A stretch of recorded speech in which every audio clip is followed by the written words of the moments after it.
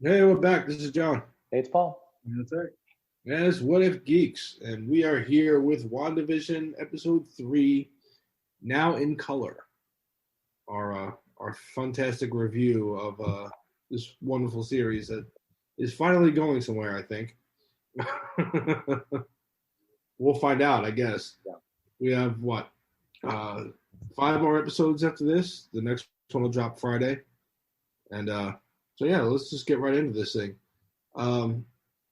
Episode 3 opens up with like a much like we discussed before. Are they going to do like every decade? And it seems like that's what they're doing. So we open up into like a 70s thing now, right? So we started 50s and 60s.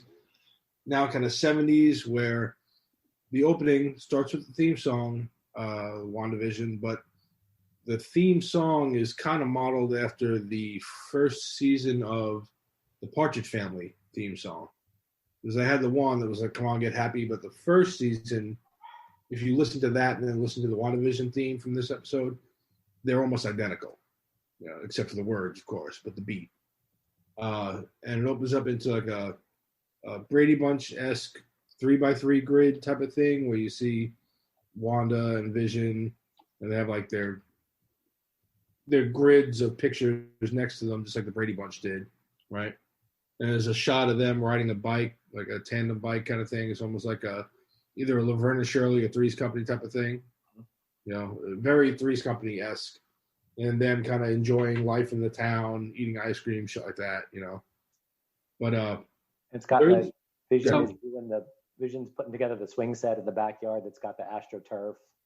yes. Like the Brady Bunch, yeah. Yeah, which is what I said last episode. We're going to get the AstroTurf, and we fucking did.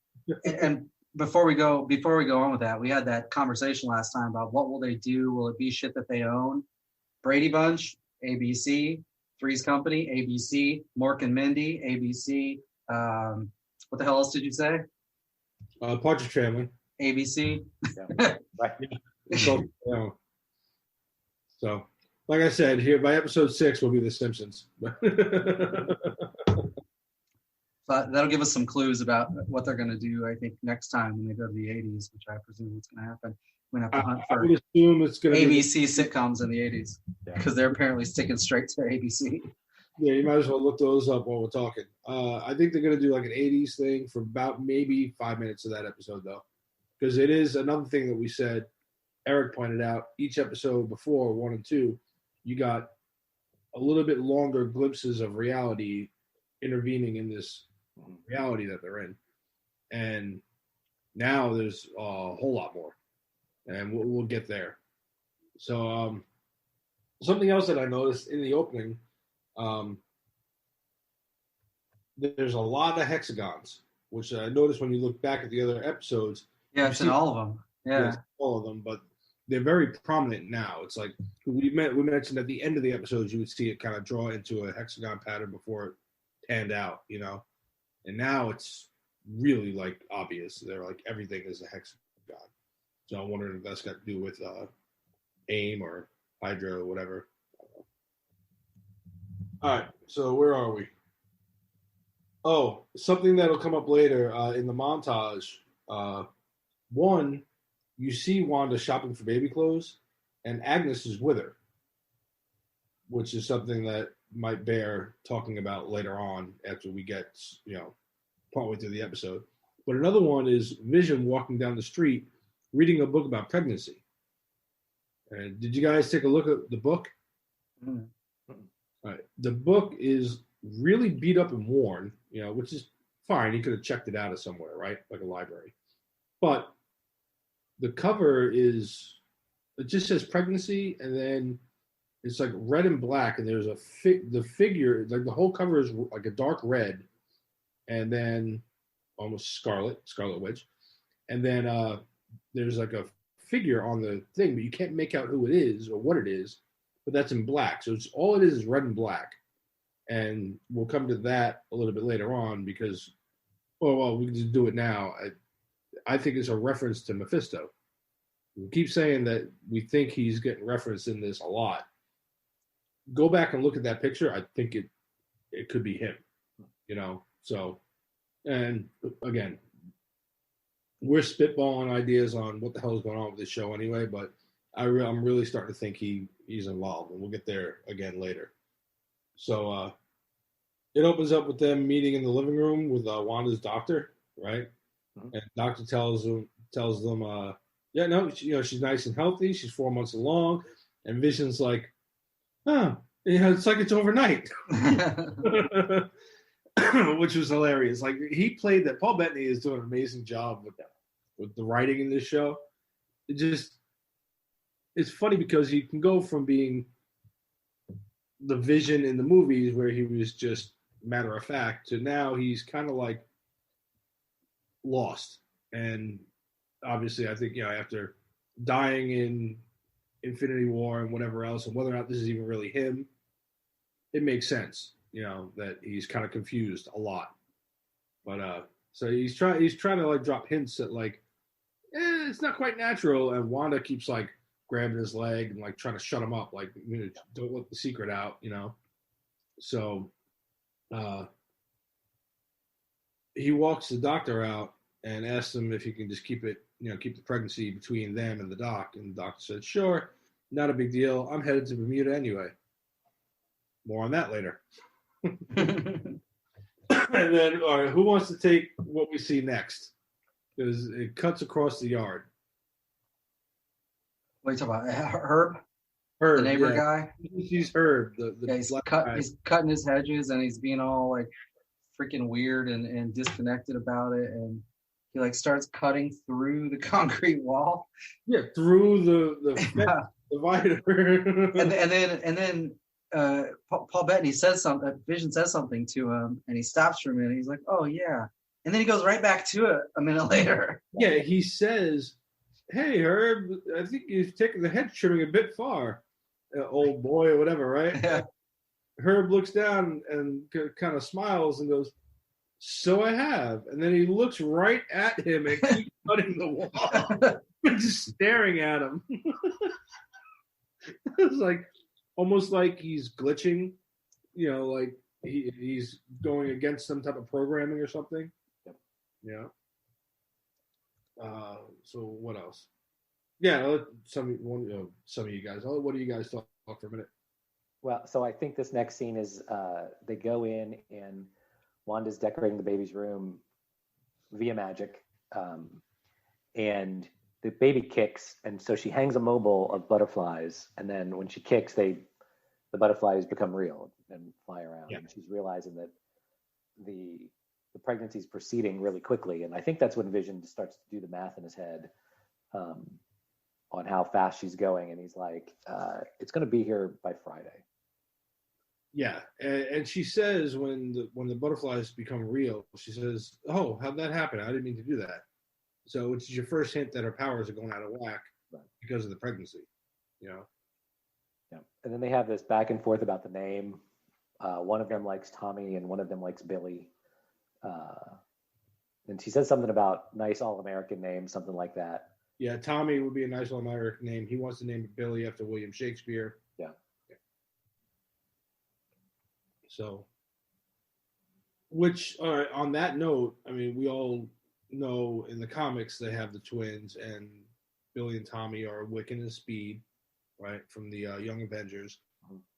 In the House of M storyline, which we think might be somehow vaguely tying into this, she's got the twins there too, and they're referred to as William and Thomas because they're babies, and they don't really get called Billy and Tommy until they show up in Young Avengers.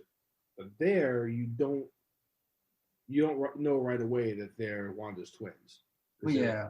They're from another family, whatever. Yeah. They have different names. It's like Tommy Shepard and Billy something. Yeah. Yeah, you don't Kaplan, realize Billy Kaplan. You don't realize they're brothers and they're her kids until much later in the series.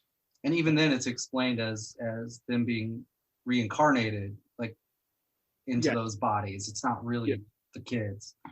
Right, yeah. And there's a reason why her twins are gone, and we'll get into that as we discuss further on, like Mephisto and everything.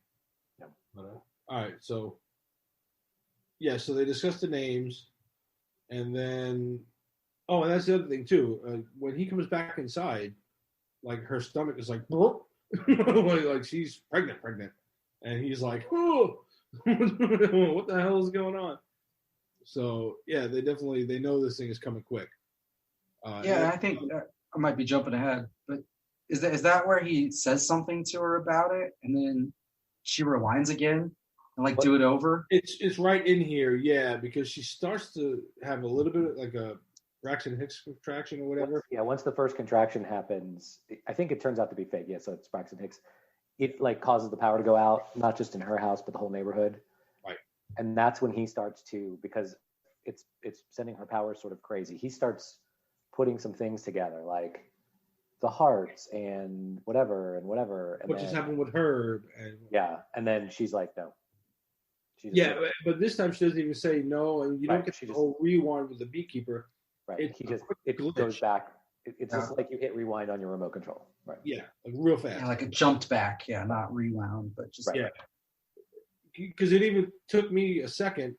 I was like, oh. Because I thought the show froze like on Disney Plus because it just like it goes back real quick. I thought it was I thought something had happened in the stream.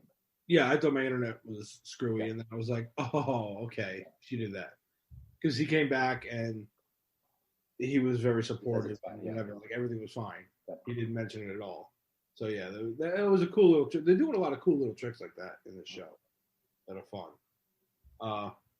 So she starts to have these contractions. Her power is going a little crazy. She knocks the power out. And then her water breaks. And everyone's water breaks. Which is funny because there it looks like a sprinkler system, but then it really looks like it's just raining in the house, right? The whole house is just like it's rain. So they're like trying to figure out what they're gonna do. I think is that when he heads off to go get the doctor? Yes. Yeah, he says, I'm gonna go try to catch the doctor. And we cut to the commercial. And it is an exasperated mother who just needs to get away and escape reality. And it's like one of the old 70s bath commercials where Calgon, take me away. Calgon, take me away. She's in a bathtub. I was like, well, you just need to escape your own reality or whatever, blah, blah, blah. Hydra soap, bath, whatever. Yeah, and it's Hydra. And it says something like, do you need a break, but don't want to, you need to get away, but don't want to go anywhere. Something like that. That was the line. Yeah, thank you. Yes, it was, do you need a break, but don't want to go anywhere? Yeah, or can't. Which would bring us to what's going on with Wanda. Yeah. She needed a break from reality, but she couldn't go anywhere. Hence, TV shows. So we have a little Hydra soap commercial. So now we've got 3 different references to 3 different things in surrounding the Marvel MCU / Wanda shit that are in these commercials. So that Geraldine, aka Monica Rambeau, shows up to borrow a bucket, and she says, "Craziest thing happened. All the water pipes upstairs in my house burst."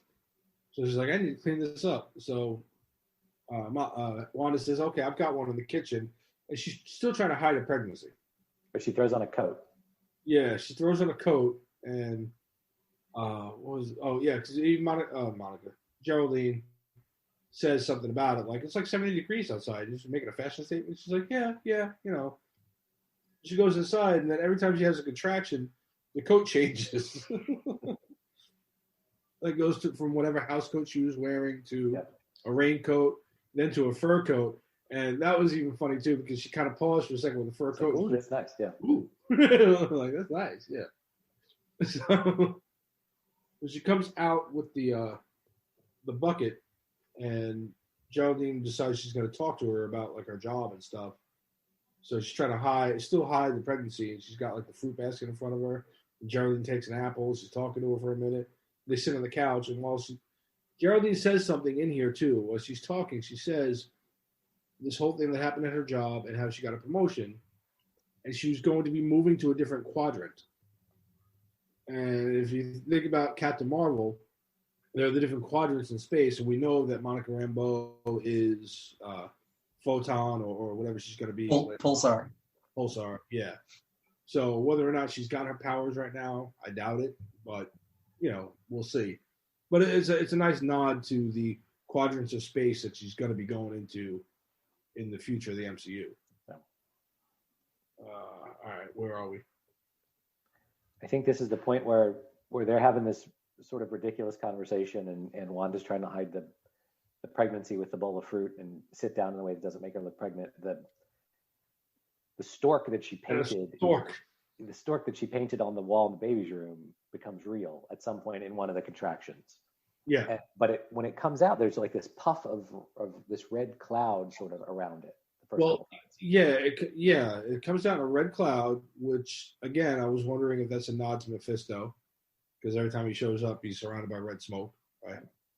But she keeps trying to get rid of it, and every time she tries to use her magic on it, there's just that puff of red smoke, and it's just sitting there like, nope, sorry, bitch, I'm here.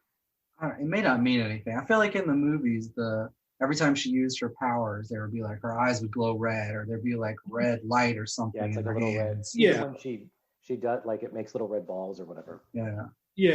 Her powers are red as well. So I mean, yeah, it could be something else though. I mean, yeah, it could just be like her powers backfiring because she can't get rid of the stork, because there's no way to hide what's about to happen, basically. So the stork's running around in the background, and no, Vision's back outside with the neighbors, right?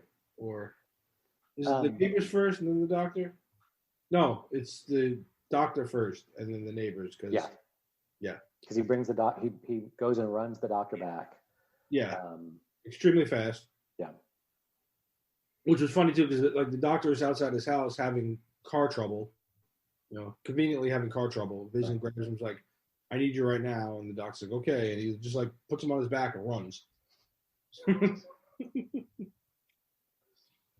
Gets into the house, and the doc's like, "It almost felt like we were flying," and Vision's like, "Oh yeah, sure," And but at that point, Wanda has already had one baby.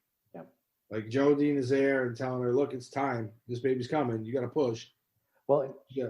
And Geraldine doesn't freak out. She's not like, "Oh my gosh, you're pregnant!" Like, yeah. She's like, "Oh, okay, this is happening. You're pregnant, and we're doing this now." Yeah.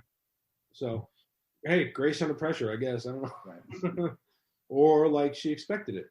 Yeah. Who knows? So she helps her give birth to the baby. Baby comes out. Congratulations, you've got a boy. Vision shows up with the doctor. Doctor tells her, in the most condescending 70s way, you helped her with this? You'd make a great nurse. Right. And Geraldine gives him a look, too, like, really? So he brings her into the kitchen to give them a minute alone and to get, I guess, ready to help clean up Wanda or whatever. And Wanda tells Vision, do you want to hold your son as yourself? So he changes into his android form. And when he holds the baby, he names him Tommy. And she's like, "Oh, really?" And he said, "Yeah." And then, whoop, I'm having another one. Yeah. He's like, "I feel, we're having another baby." So they both go, "Billy." And out comes Billy. Now we got twins. Which we knew was happening. Even in the promotional material, you saw the two bassinets and everything. So, whatever. So they both come out. And I think that's... After that, the doctor's like, "Yep, you've got two healthy boys. Congratulations." Vision says, "I'll bring you home." And he says, "Let's walk this time." And they leave. And I don't know if this is the point or it happens outside. I think it happens outside when he's like, "Can you still make it on your trip?" And he's like, "I don't think so." And he says something like, he says like, "Small towns, you can't get out of here," or something like that. Words to that effect.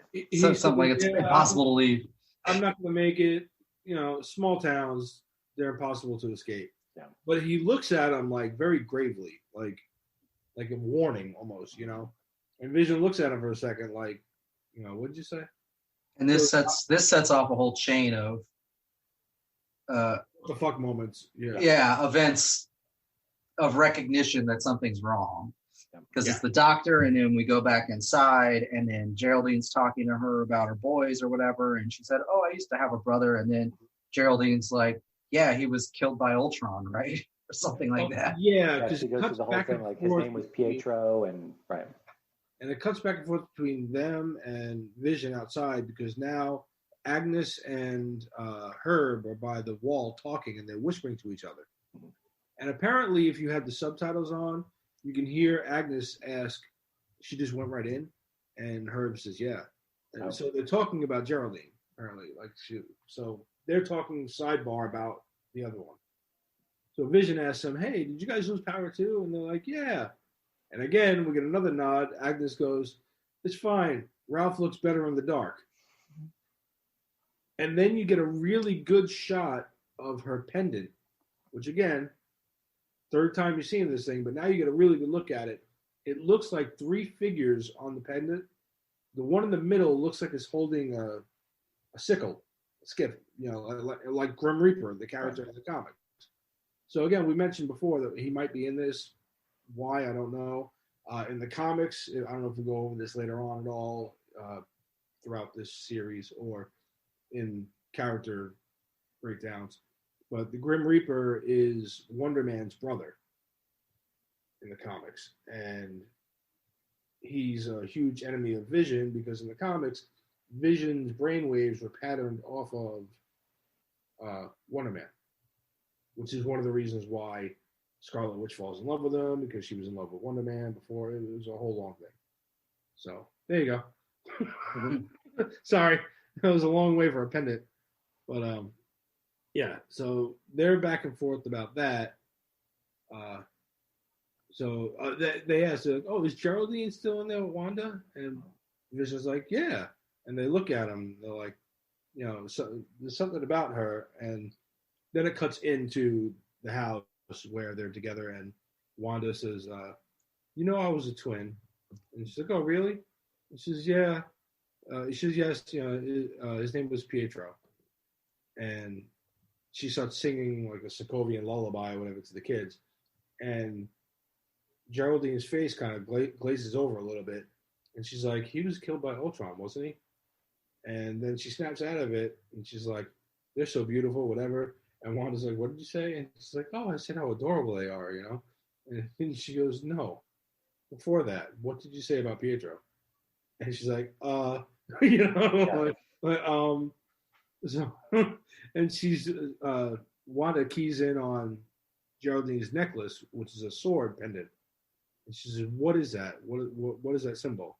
And Geraldine's like, and she's trying to like back out of that. And Wanda's like, now you can tell Wanda's getting pissed. And she, she's just zeroed in on this woman. It cuts back outside, and those two, Agnes and Herb, are telling Vision, we're not too sure about Geraldine. They say a few things about her. Like she's about her home, yeah. She just came here, no husband, no family, and then it's like a pause, and then no home. Right. And he goes, what do you mean no home? Which is funny because if you remember, she came to the house to borrow a bucket because her pipes broke. No house, no pipes. So, it was almost like she showed up on purpose. So then Vision decides he better go check on Wanda and the kids because he's getting really creeped out. He goes into the house, and Wanda's just standing over the crib smiling at the two twins. And it's a really cool shot of the crib or the bassinet with her behind it, and the camera like looking past her, and as Vision's in, off in the back of the set, and he says, Wanda, where's Geraldine? And she just doesn't look up. She smiles at the kids. She's like, oh, she had to rush home. Like, okay. I was like, you're going to find this woman dead. But I knew not because it's like Monica Rambeau. But it was almost like horror movie-esque where like you were going to find her like entrails draped over the baby's room, like it was really creepy. Like, folded up and stuffed in the fruit basket. Yeah. You want an apple, bitch? Her guts are now the new mobile over the baby's foot. Yeah. Let's see, these butterflies come to life. So and did we cover right before that? Herb kept trying to tell him something. Yes, Herb. Yeah, she came here because we all came here because and what's his Agnes keeps like and she's looking at him like, and she eventually is like, stop it. Yeah. Yes, yeah. So straight up tells him stop. So yeah, we'll get into theories in a second, but yeah, he tries to tell Vision something about we all came here because, and then she's like, stop it. And that's when you cut back into the house. So then we, right after she says, oh, she had to rush home, it kind of lingers on them for a minute. And then the format changes. And you see it, you see it expand. Right now. Yep, goes to that letterbox, like real slow. Yeah, really slowly goes to the letterbox, and the stereo picks up. The sound picks up. You hear it because you hear a little hum as it's going, and then it cuts to. It's like the sort of entry sign of the city, right? Like restaurants get and you see a body flying through the air, and it's Geraldine flying backwards. Well, and it not just, but it like comes through almost like a wormhole or something. She comes through a force field type of thing. Right. So like she's flying through the air, goes through the force field, and then lands on the ground in a heap. And she's laying there. Now you see she's clearly alive, because she blinks or whatever. But she's laying in some grass outside of it's hard to see again because it's nighttime, right? But you can see a force field, and you see more. It's a big area that's covered in this thing, and then you just see like armored vehicles and heavily armed troops running up to her, almost like they didn't expect her to be there. So whether or not we can get into theories of what the hell is going on here now, and that's how we end the episode, right? Yeah, cuts sort of back to you get like an edge shot of the city right before it cuts to credits. Yeah, where you could see like there's all kinds of tents set up and there's like lights all. I mean, like they're waiting outside of wherever she just got shot out from. Yeah, yes. These troops are waiting outside of whatever the fuck's going on inside that force field. So, now we're getting ready we're a day and a half away from episode 4. We just wrapped up episode 3. Theories, what the fuck's going on? Anybody? Bueller. Man, I don't know. There's so many possibilities here. I mean, because they're obviously not following the comic storylines really at all. No. But I mean, I kind of feel like from what I saw here that I think Vision died, or whatever happens to a synthozoid. Vision died, and then that sort of broke her, and she's created this fake reality. And they're mixing different things together. There's House of M stuff. There's the Vision comic where he creates his own family. Like, it's all these things are all mixed together.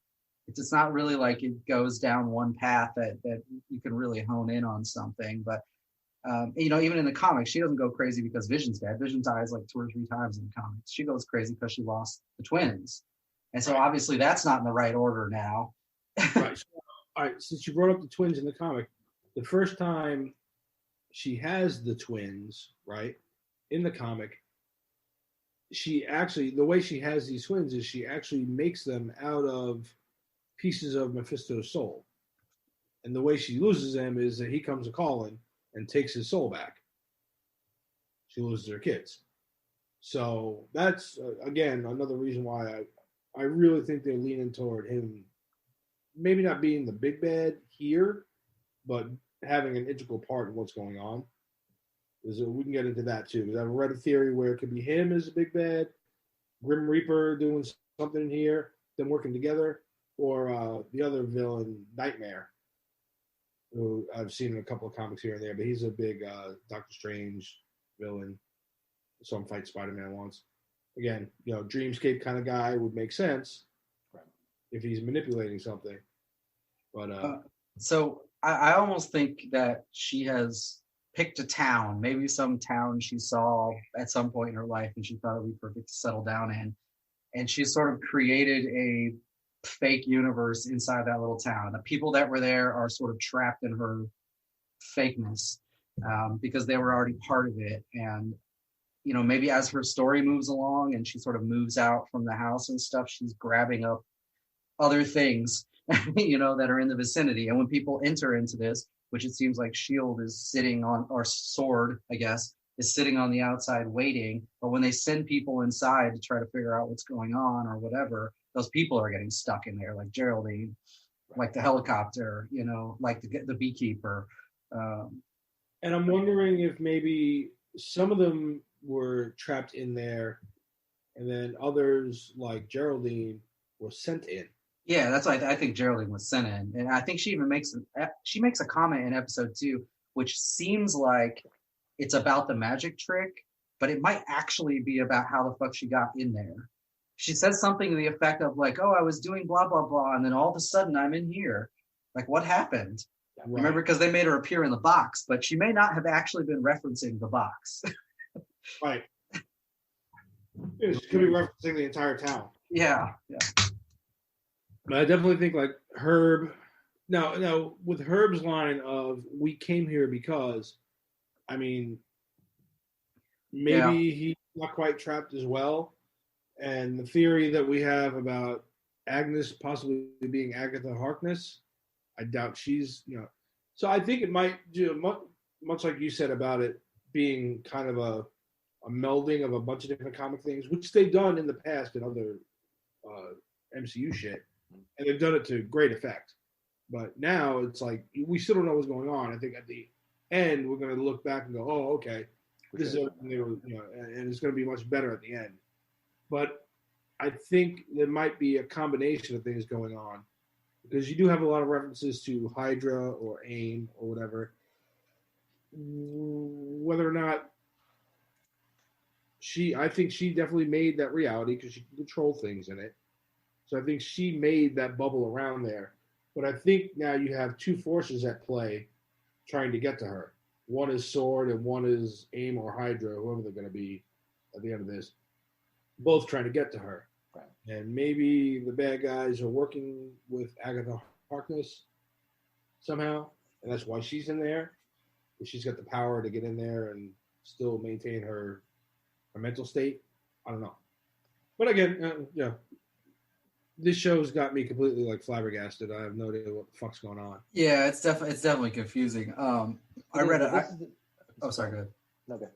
No, I was going to go off on a theory, so you first. No, I was just going to say, this is the first one where there was enough MCU stuff and enough references and enough build up that at the end I'm like, okay, I'm ready for the next one. Like after 1 and after 2, I was like, okay, I'm going to watch the next one, but right.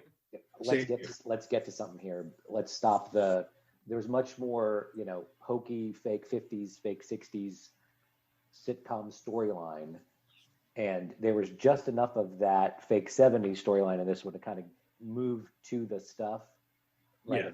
Yeah. The MCU sort of, here's what's going to happen next. So this was the first one where I'm like, okay, let's go. Yeah, I definitely think this is the perfect blend of the 70s cheesy TV show and there's something wrong with Wanda. Yeah. Like, the stork is right next to Geraldine. How does she not see it? It pokes at her pants because she has this fish design on her pants, and the stork is like, and really she doesn't see it. Like she knows it's there. There's just a little bit of that, not as much as the first two. But yeah, we finally get enough like, all right, we're here. With Pietro, we mentioned Ultron, we know, and then you end with her getting sort of ejected from the fake reality, and you're like, all right, this is cool. Yeah. All right, Eric. Go off on a tangent. Yeah. Oh, that's not going to be a tangent, but I read this theory online that I thought was interesting, and it's very similar to what we just talked about, but a slight twist to it. So, you guys remember Camp High that's shown up in various places in the MCU? It's the training base where Captain America trained when he first, in the 40s or whatever, and it was a SHIELD facility, it was a Hydra facility, it's where they stored the Tesseract at, right? It's showed up like sort of off on Side Story several times, and it's a secret base that's in New Jersey, right? Right. Well, Westview is a place in New Jersey. So the theory goes that after Vision was killed in Endgame and the Avengers' compound was destroyed, they ended up taking her back to that camp. and she turned the whole place into her fantasy world and basically shoved all the S.H.I.E.L.D. agents and stuff out. That's why they're sitting on the outside. They're trying to figure out what the fuck's going on. Some of their people are trapped in there. They know Wanda has something to do with it, but they don't know what to do about it, So it could make sense. Yeah. I mean, it could make definitely sense. makes sense because we've said in our show that we thought it might be a combination of the two. In fact, I just said it about 5 minutes ago. But yeah, I think that's where Dottie and Dottie's husband and all those folks could turn out to be S.H.I.E.L.D. agents or something else. Right. That just happened to have been included in this fake reality. Yeah. She's just some military wife that got stuck there. Right. Living in military housing. She's like, what the fuck? Yeah, I'm definitely looking forward to episode 4. Now, I have heard that moving forward, you need to watch through the credits because there's supposed to be end credit scenes after this. I don't know how many, but heavy rumor for episode 4, definitely going to be one. I've also heard that Evan Peters, who played Quicksilver in the Fox franchise, X-Men franchise, is in this. I think we talked about that. He's confirmed in the cast for this. Yeah, so is he going to play that version of Quicksilver? I think we talked about this last episode, right? Not really. I mean, we talked about the fact that he was cast, but I don't know that we really pulled the thread on it. I think it was at work. I was talking to somebody about it. That they don't know if he's going to play Quicksilver. You don't know if it's going to be like now. Does she bring him back in this fake reality, or is it some sort of little flashback thing you get when he died because she mentioned Ultron killed him? Is he going to be a combination of the two characters, kind of melding together to form this version of Quicksilver that we're going to get? Oh shit, that reminded me of something too.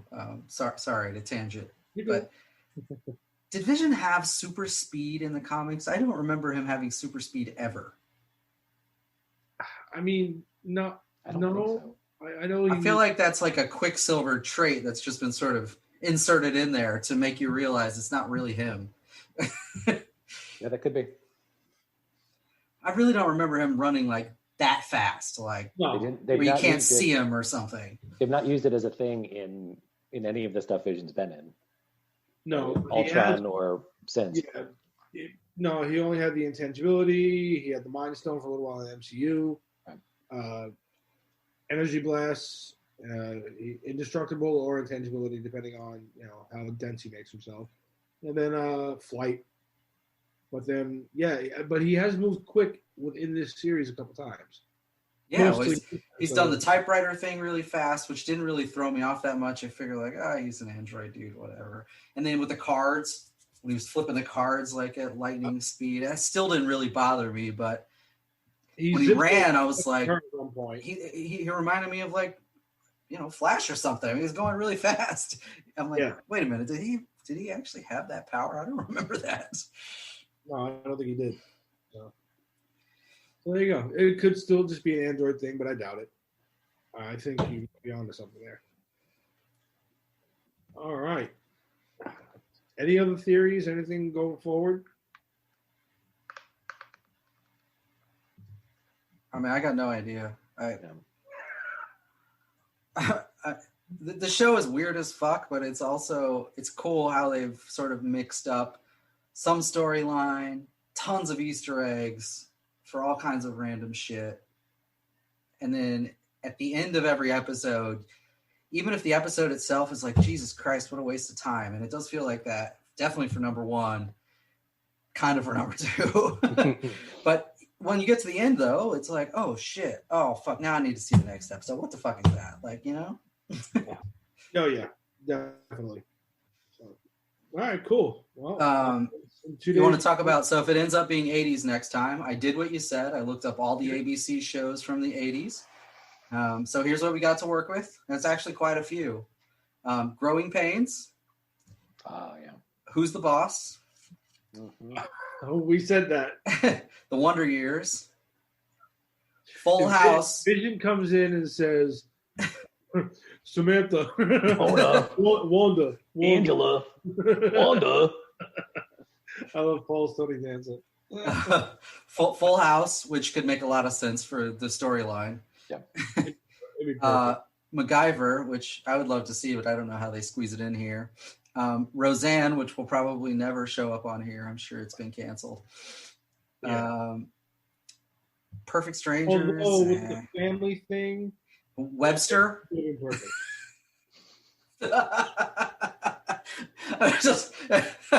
all somebody needs to say at some point in the next episode is, what you talking about?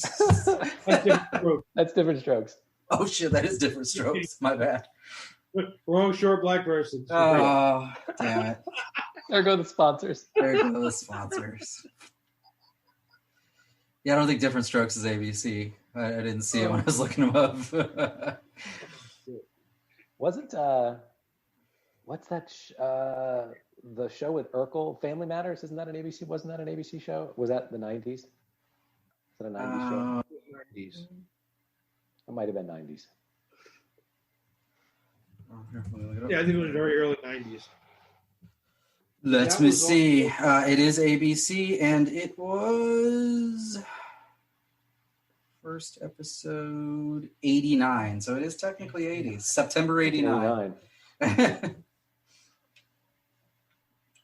I don't know if that really counts though. September 89. I mean, it's like Full House was like full on 80s, like mid 80s. Yeah, I think that can make a lot. I think I mentioned it last time, but I mean that can make a lot of sense here because, got the babies and twin girls. Even there's like our sisters were Michelle. She breaks out with one. You got it, dude. It's all over. Oh yeah, for sure. Yeah. All right. So, who the fuck knows what's going to happen Friday? But we shall find out, and then we will be right back here to review it. So, if nobody's got anything else, that'll be it.